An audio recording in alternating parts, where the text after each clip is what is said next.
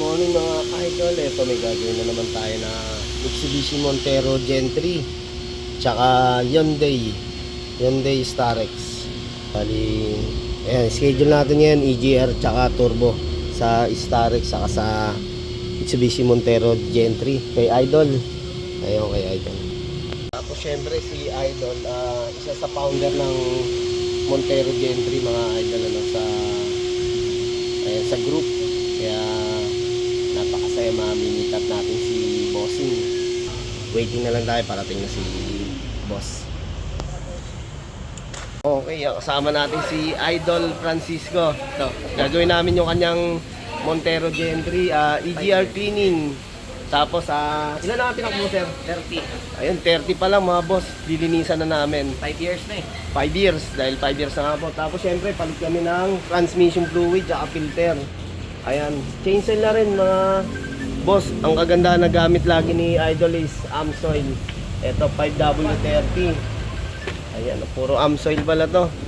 Talagang alagang Amsoil to. Tapos syempre, fuel filter. Ayan, original. Sa fuel filter, maganda talaga. Orig tayo mga boss, no? Kung hindi man big brand, original. Tapos papalitan na rin namin yung differential oil. Ito, may dala na si Bossing, Mitsubishi to. Ayan, tapos syempre gagamitin namin dun sa transmission niya is MA1 na ATF. Opo, yan.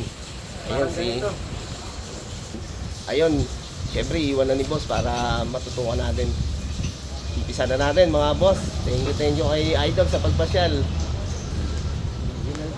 Si Idol nga pala is kaya papalinisan niya na tong EGR tsaka replace transmission fluid dahil alagang-alaga niya po yung sasakyan. Tsaka syempre subukan niyan sundin yung nandun sa manual. Yun mga idol, para matingnan din natin kung talagang mas okay na malinisan na mas maaga tsaka mas mapalitan ng transmission fluid. Syempre yung iba natin mga fluid gaya ng gear oil. Okay. Ayun mga boss, yung differential gear oil ni Idol, kailangan pala ito gagamitin natin, super high point. Nasa 500 to 600 per liter mga boss. Ayun, ba uwi na si boss, iwan na muna yung sasakyan. Ganda ng bike ni boss, magbabike lang muna ito papunta ron sa Ayun mga idol, inuumpisa na nga namin yung Mitsubishi Montero ni Idol. Idol, tinanggal muna natin yung battery ni Bossing para syempre, ayan, maluwag-luwag tayo dito. Ito na po yung ating pinaka throttle. Syempre EGR, ayun sahurin na namin yung coolant. Kita naman, linis ng pagsasahuran natin. Kailangan yan, pag ibabalik natin yung coolant, malinis. Ayun mga boss, talagang na rin, 30 ang tinakbo, 30k mileage, pero talagang puno na rin ng carbon, yung throttle ni Idol. Tapos yan, kapal ng carbon yung mga idol, ito mga boss, ito na yung pinaka EGR natin. Ayun, makapal na rin carbon kahit pa paano.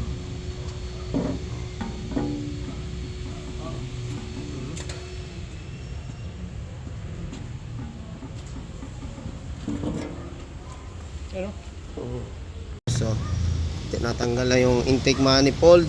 Tingnan natin yung combustion. Okay, hindi ganun kakapal mga idol, hindi pa ganun kakapal yung ating combustion. Ito yung ating intake manifold, titignan natin. Ayun boss, congratulations. Hindi rin ganun kakapal ang carbon. Dito lang talaga nag build up sa butas. Tapos yung ating EGR cooler, isa rin sa ating nililinisan mga idol. Okay, sakto lang ang carbon ito mga boss. Gasa muna natin ng kerosene bago natin i-degreaser. Mga boss, pagdating sa lock, gamit tayo ng ganito para maayos natin natatanggal.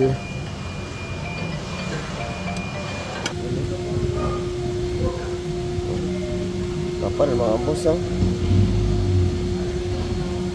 yan yung tatanggalin natin dyan na talagang muntik na rin magbara. Yan.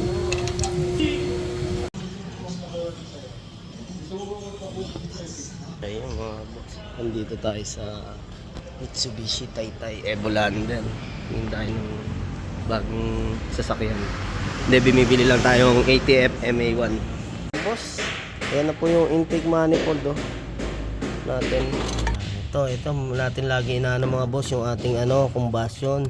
Hindi pwede rito talaga yung ginagamitan ng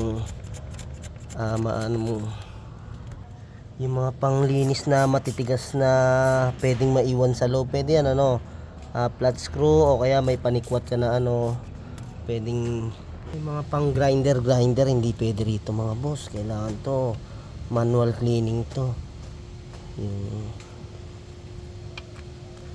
Ito na lang naman nililinis natin yung mga butas na linisan na yan pumuti agad ayun mga idol, finishing sa punas. Ayan. Ito matibay na klase itong panglas natin pang cleaning na to, wipes po ito. Kaya hindi basta basta to malalagas. Ayan.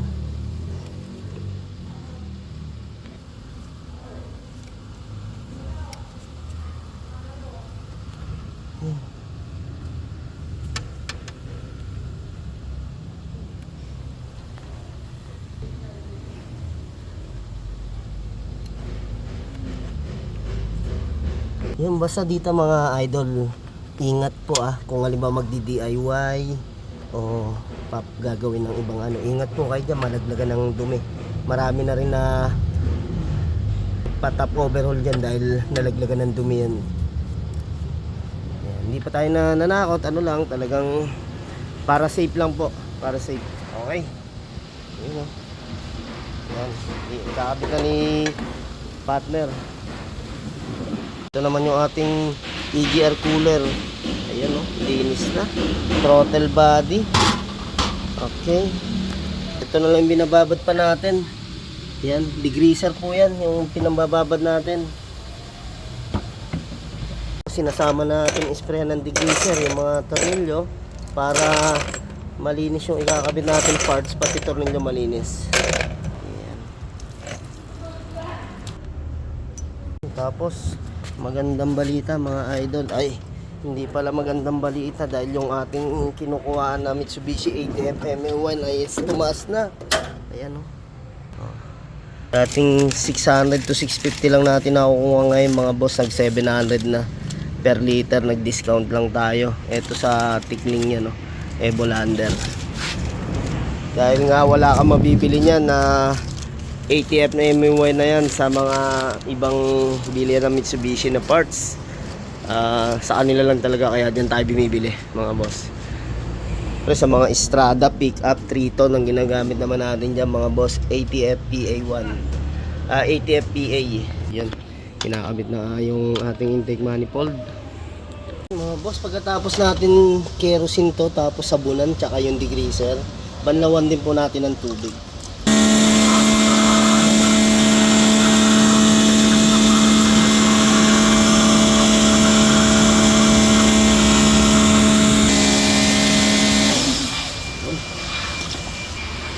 Mga boss, dinis na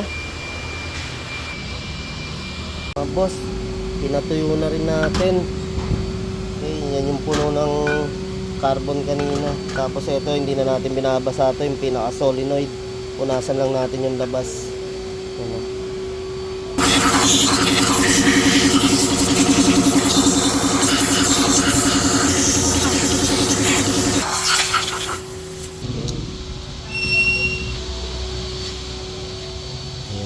Boss, ito yung kaninang punong-puno rin ng carbon.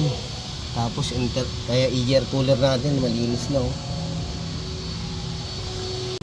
Kinakabit na nga namin mga boss yung ating EGR valve. Mga washer natin mga idol, hindi pwedeng hindi maibalik. Yan ang pinaka magsisealed sa ating mga pagitan ng mga parts, kaya kailangan maibalik na maayos. Filter ni boss, medyo maliit pala to boss, pero sige, pwede na rin to. Ano na pa natin sira? Ayan boss lagay na nga namin yung diesel oil ni boss, 5W30.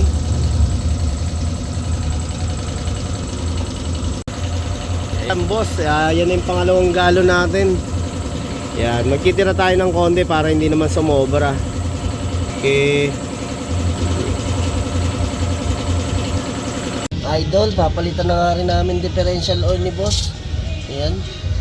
Dito natin pinatulo. Tapos ayun, 30k mileage pa lang yun mga boss, palit na. Ito yung, ayan, gagamitin natin sa differential gear oil.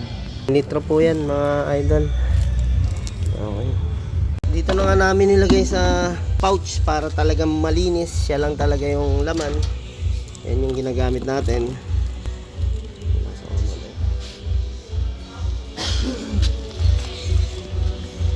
Pwede na lagyan ko kulan to? Para maayano ko yung isang...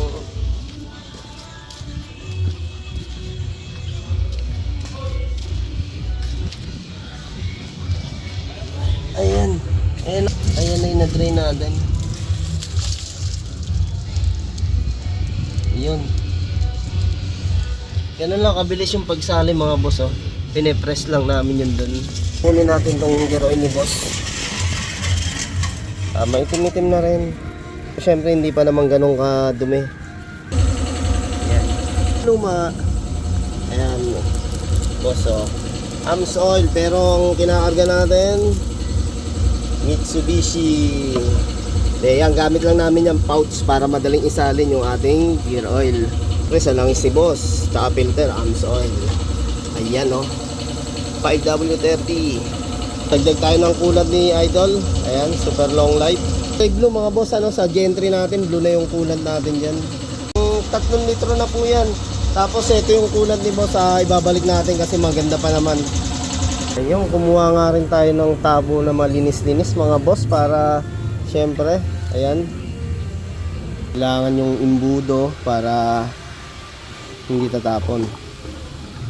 Yung mga boss, magkukulang tayo dito kaya magdadagdag tayo kasi may mga tumapo na gaya dun sa EGR cooler natin. Tapos syempre sa ibang linya. Yan. Syempre kung may latak-latak, wag na rin natin sa iron.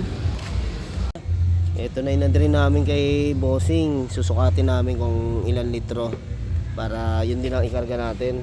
Boss, kargahan na natin. Dito tayo kukuha tapos salin natin dito. Okay, pang-apat mga boss. Yan. Ang gamit natin ditong imbudo, mga boss, 5.5 liters. Meron. Yun, pinapa-start na nga natin. Nasalina na ng transmission, langis, coolant. Yan. Oh, yung bilis ah. Pinapam natin kasi nagpalit din tayo ng fuel filter. Habang naka-start, susukatin natin dito sa ating sukatan. Yan, gagamit tayo ng Allen wrench. Ito. Ayan, naluwagan na nga natin mga boss oh. Ano? Oh, yun boss oh. Isa pa, tingnan natin. Opya. Ayan mga boss, pag mga ganyan talagang sakto na yan sa level. Oh.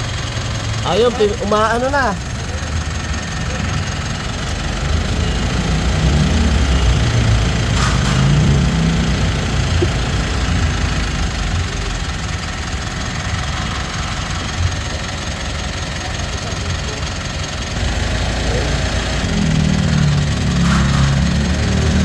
Okay, taktong higpit lang mga idol. Yung mga boss oh. Nag-drain natin 30k mileage sa bago pinalitan yung transmission fluid.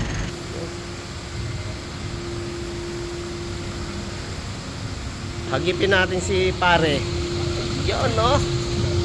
Share muna tayo boss. Thank you kay idol. Ayun, thank you. Sunod. Opo, thank you. Gabi na tayo. Susunod naman natin itong mga joga. Ito, Starrett EGR at saka turbo din po. Ano? Yan, nakita naman natin yung nilinis natin tsaka yung pinalitan na transmission fluid. Hindi pang palagpasin ng 30 pero pwede na rin pong palinisan ng 30k. At yan, nakita nyo rin naman kung dumi ng ating EGR na hindi sobrang kapal. Pero syempre, Ayan, nasa sa inyo na lang din mga boss. Kung mas gusto nyo na mas maaga malinisan, ito yung ating transmission fluid tsaka mga gear oil. Kung maluwag naman sa budget, okay na mas maaga. Pero kung talagang nagbabudget tayo, pwede naman sa mga boss, syempre kayo pa rin masusunod kung gusto nyo sa 50 or 60k mileage palinisan tsaka replace ang transmission fluid. Okay, thank you mga boss.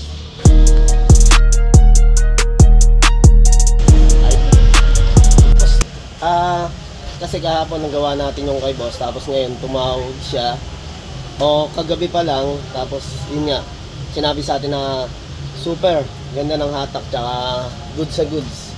Ayun, thank you din boss sa pagpasyal sa shop. Siyempre ayun, happy si boss sa gawa natin doon sa Montero niya. Lahat na gawa naman natin ng maayos, malinis. Kaya thank you idol, salamat.